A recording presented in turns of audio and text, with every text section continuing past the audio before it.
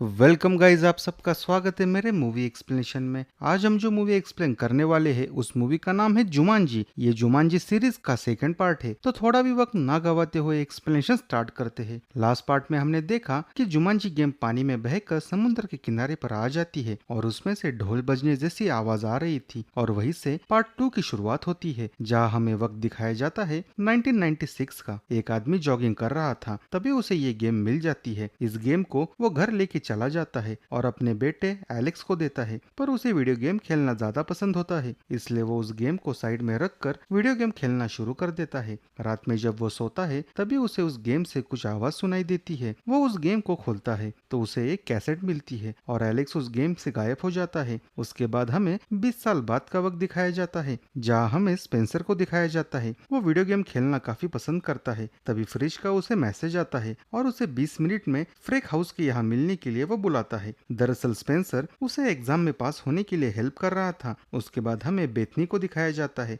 जिसे social media पर post डालना काफी पसंद होता है और उसे अपने मोबाइल से काफी लगाव होता है। स्पेंसर और फ्रिज फ्रैंक हाउस के बाहर मिलते हैं। ये वही हाउस है जहाँ से एलेक्स गायब हुआ था, इसलिए एलेक्स के डैड बाहर आकर उन्हें दोबारा यहाँ न आने के लिए कहते हैं। वो कहते हैं वरना तुम भी यहाँ से गायब हो जाओगे। स्पेंसर वहाँ से भाग जाता है। अब अगले सीन में हमें हाई स्कूल दिखाया जाता है, जहाँ सारे स्टूडेंट एग्जाम दे रहे थे। तभी बेथनी वीडियो कॉल पर बात कर रही थी और टीचर उसे पनिशमेंट देते हैं। आगे हमें फुटबॉल क्लास में मार्था को भी दिखाया जाता है। उसे अकेला रहना काफी पसंद था, इसलिए फुटबॉल मैच के दौरान वो कोई भी पार्टनर नहीं बनाना चाहती और उसके कोच के साथ बहस भी हो जाती है, इसलिए उसे भी पनिशमेंट दी जाती है।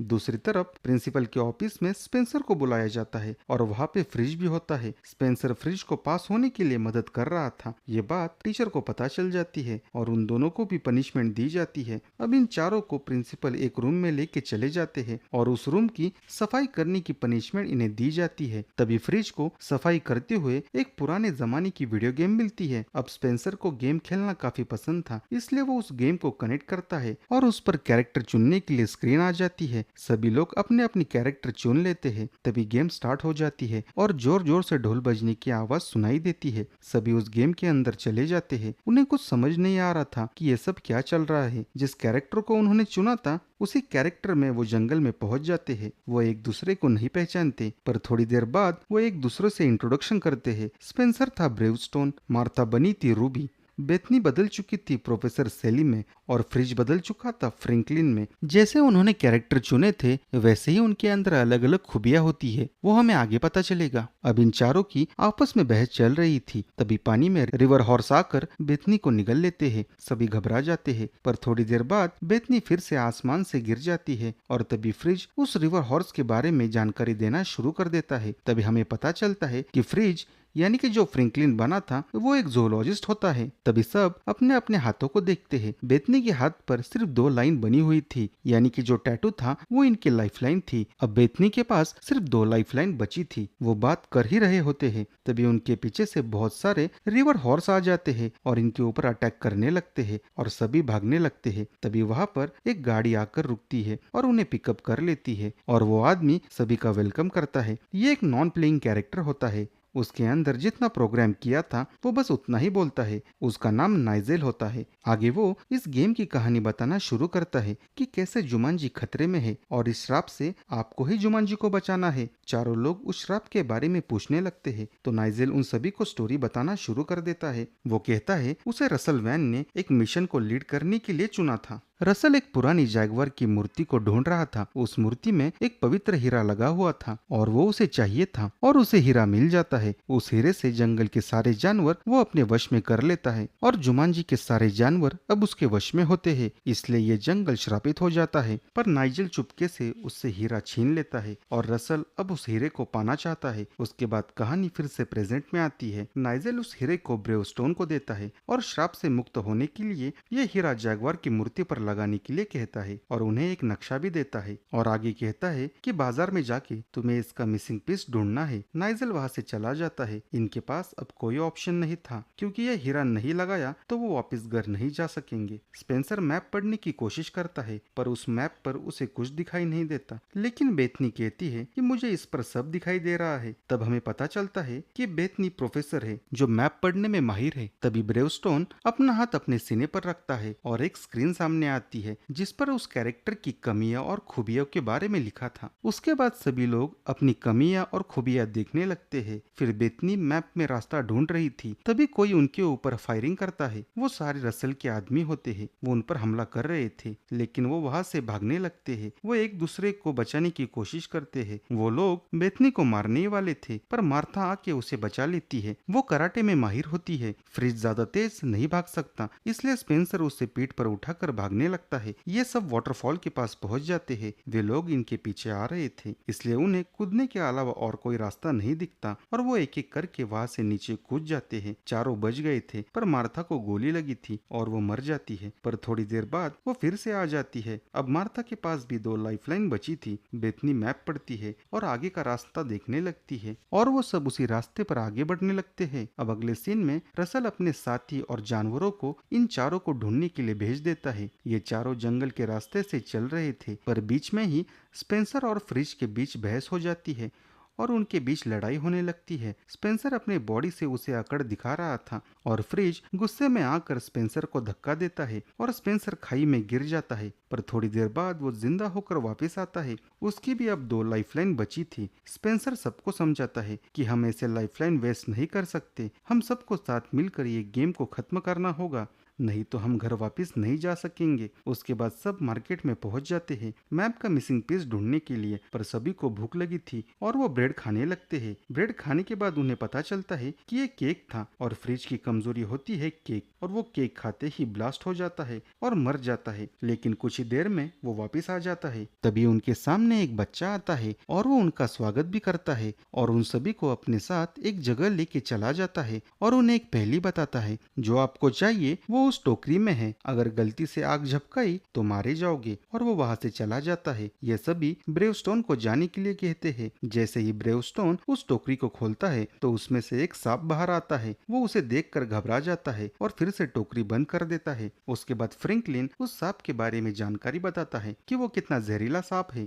तब उन्हें उस बच्ची की पहेली का मतलब समझ आता है। स्पेंसर कहता है कि किसी को तो सांप से आंख मिलानी होगी। तब बेथनी ये करने के लिए आगे आती है। जब ब्रेवस्टोन टोकरी खोलता है तो वो सांप को देखकर चिल्लाने लगती है और सांप मार्था के ऊपर हमला करता है, पर स्पेंसर उसे पकड़ लेता है और फ्रिज आकर उस सांप के दांत तोड़ देता है ताकि वो किसी को काट ना सके। बेथनी टोकरी से मिसिंग पीस निकालने लगती है, पर वो एक मैप का टुकड़ा नहीं था बल्कि हाथी की एक छोटी सी मूर्ति थी। पर बेथनी देखती है कि उस कागज के ऊपर कुछ लिखा हुआ था कि ऐसी चीज यानी कि हाथी दिखे तो चढ़ाई शुरू कर देना। अब ये चारों हाथी को ढूंढने के लिए निकल पड़ते हैं, पर तभी वहाँ पर रसल के आदमी पहुंच जाते हैं और उनके बीच फाइटिंग शुरू हो जाती है। स्पेंसर एक एक करके सभी को मार रहा था। अब वहाँ पर रसल भी पहुंच जाता है और वो हीरा वापस देने के लिए कहता है, पर तभी वहाँ पर एक स्फोट होता है और सारी जगह धुआं फैल जाता है। एक आदमी इन चारों को भगाने में मदद करता है और अपने पीछे आने के लिए कहता है। वो एक खुफिया दरवाजे से फिर से जंगल के अंदर चले जाते हैं। वो लड़का अपने आप को इंट्रोड्यूस करवाता है और तभी इन्हें पता चलता है कि ये वही लड़का है जो मूवी के स्टार्टिंग में उस गेम से गायब हो गया था। ये एलेक्स होता है। वो इस गेम में पायलट होता है। दूसरी तरफ रसल को पता चलता है कि ये फिर से हाथ से निकल गए, इसलिए वो बहुत गुस्सा हो जाता है और अपने ही आदमी को मार देता है। अब अगले सीन में एलेक्स उन्हें अपने घर लेके चला जाता है, पर ये घर एलेक्स का नहीं था। दरअसल ये घर एलन पेरिस का होता है। एलन पेरिस ये कैरेक्टर जुमांजी फर्स्ट मूवी का था और वो लगभग 26 साल तक इस जंगल के अंदर फंसा हुआ था और ये घर भी उसी ने बनाया था। और अब एलेक्स भी इस गेम में काफी महीनों से फंसा हुआ था। उसने काफी कोशिश की पर वो असफल रहा। अब उनके पास एक ही लाइफलाइन बची थी और एलेक्स ने हार मान ली थी। अब सारे मिलकर ये गेम खत्म करने का फैसला करते हैं। तब सबको समझ आता है कि जो मिसिंग पीस था वो हाथी या मैप का टुकड़ा नहीं बल्कि एलेक्स था। सब एलेक्स को पाकर काफी खुश होते हैं। अब इनका अगला लेवल होता है ट्रांसपोर्टेशन सेट। उसे पार करना था और उसके बाद ही हम जैगवार की मूर्ति तक पहुंच सकेंगे। ये सब ट्रांसपोर्टेशन सेट की जगह पहुंच जाते हैं। वहाँ पर गार्ड खड़े होते हैं। अब वो एक तरकीब लगाते हैं। स्पेंसर कहता है कि हमें उनका ध्यान भटकाना होगा, पर सवाल ये था कि ये काम करेगा कौन।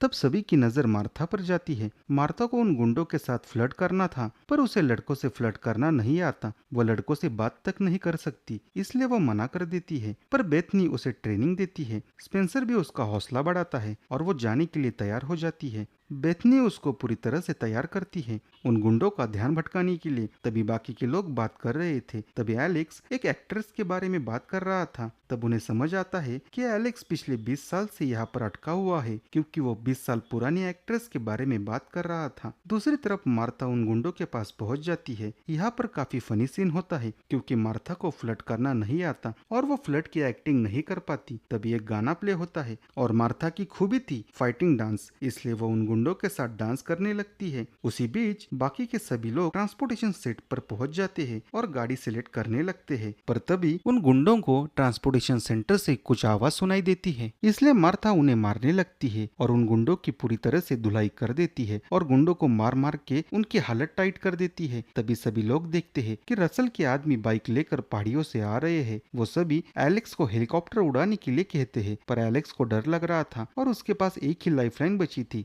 सभी लोग एलेक्स की हिम्मत बढ़ाते हैं। आखिरकार एलेक्स हेलीकॉप्टर उड़ाने के लिए मान जाता है और वो हेलीकॉप्टर उड़ाने में सफल हो जाता है। नीचे से गुंडे हेलीकॉप्टर के ऊपर गोलियां चला रहे थे और हेलीकॉप्टर की एक प्लेट टूट जाती है, इसलिए हेलीकॉप्टर ऊपर उड़ने के बजाय पहाड़ियों के बीच में से उड़ रहा था। तभी ढोल बजने की फिर से आवाज सुनाई देती है और हिप्पोपोटामस हेलीकॉप्टर के पीछे पड़ जाते हैं। तभी स्पेंसर बड़ी बहादुरी से प्लेन के ऊपर चढ़ता है और उस प्लेन का हुक फिट कर देता है और हेलीकॉप्टर फिर से उड़ने लगता है। फिर फ्रिज के हाथ से हीरा नीचे गिर जाता है और वो सभी फिर से हेलीकॉप्टर को उसी जगह लेके चले जाते हैं, पर हिप्पोपोटामस उस हीरे को घेर लेते हैं। स्पेंसर फ्रिज को ढकेल देता है ताकि वो जानवर उसके पीछे पड़े और उनके हाथ हीरा लग सके। जैसे ही सभी जानवर फ्रिज का पीछा करते हैं, वो फ्रिज को कुचल कर मार देते हैं, पर वो फिर से जिंदा होकर नीचे गिर रहा था। स्पेंसर उसे पकड़ लेता है और वो महफूज जगह पहुंच जाते हैं। वहां पहुंचने के बाद एक मच्छर एलेक्स को काटता है और एलेक्स की कमजोरी होती है मच्छर,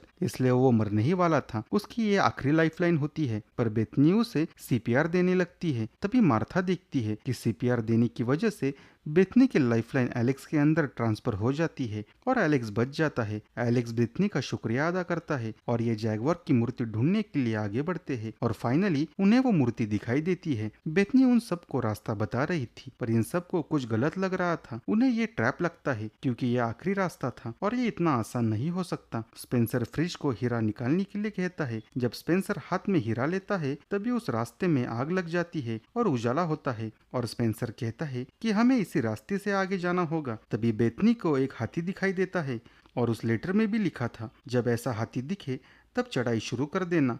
और यही इस गेम का आखिरी पड़ाव होता है और ये पड़ाव सिर्फ ब्रेवस्टोन ही पार कर सकता है। स्पेंसर पेड़ों के ऊपर से जाने का फैसला करता है। वो पेड़ के ऊपर चढ़ना शुरू कर देता है। पेड़ पर जानवर थे, इस कारण स्पेंसर नीचे गिर जाता है और एक जैगवार आकर उसे मार डालता है। कुछ ही देर बाद वो फिर से जिंदा होकर वापिस आता है। उसके पास भी एक ही लाइफलाइन बची थी। सब एक प्लान बनाते हैं कि सब अलग अलग रास्ते से आगे जाएंगे, क्योंकि ये इतना आसान नहीं हो सकता, और सभी अलग अलग रास्ते से आगे चले जाते हैं। वहाँ रसल की फौज भी पहुंच जाती है। मार्था डांस करके उन सभी की पिटाई करती है। स्पेंसर बाइक लेके एक आग का राउंड बनाता है। सभी जैगवर को उस आग में वो फंसा देता है। दूसरी तरफ फ्रिज के सामने एक हाथी आता है। वो जानवरों की लैंग्वेज जानता था, इसलिए वो हाथी से बात कर रहा था। सभी अपने अपने रास्ते से आगे बढ़ रहे थे, पर रसल के हाथ में बेथनी लग जाती है और वो कहता है कि हीरा दो, वरना मैं बेथनी को मार दूंगा। स्पेंसर कहता है कि मेरे पास हीरा नहीं है। तभी फ्रिज उसी हाथी के ऊपर बैठकर वहां आता है और वो हाथी सभी जैगवार को मार देता है, पर फ्रिज से वो हीरा नीचे गिर जाता है। मार्था स्पेंसर को कहती है कि तुम ऊपर जाओ, मैं तुम्हें हीरा लाकर दूंगी, और वो हीरा लेने के लिए चली जाती है। तब तक रसल को बेथनी और एलेक्स संभाल लेते हैं, पर वो ज्यादा देर तक टिक नहीं पाते। रसल मार्था के पीछे चला जाता है। मार्था को हीरा मिल चुका था, पर तभी रसल वहां आता है और उसे हीरा लौटाने के लिए कहता है, और रसल के साथ बहुत सारे सांप भी वहां आ गए थे।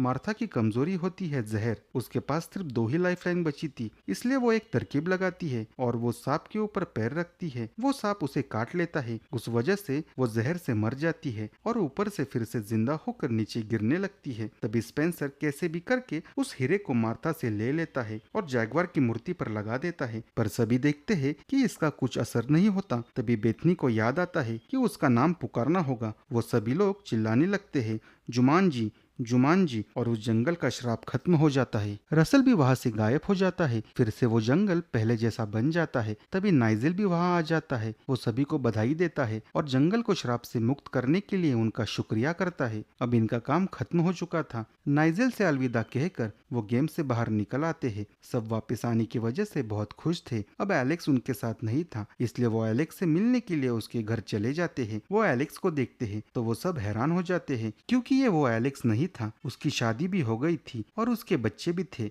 एलेक्स सबसे मिलता है और उनको पहचान लेता है। तभी हमें पता चलता है कि गेम ने उन्हें वही पहुंचा दिया था जहां से उन्हें लाया था। ये गेम 1996 में स्टार्ट हुई थी। वो एलेक्स को देखकर काफी खुश थे। अब अगले सीन में हमें हाई स्कूल दिखाया जाता है।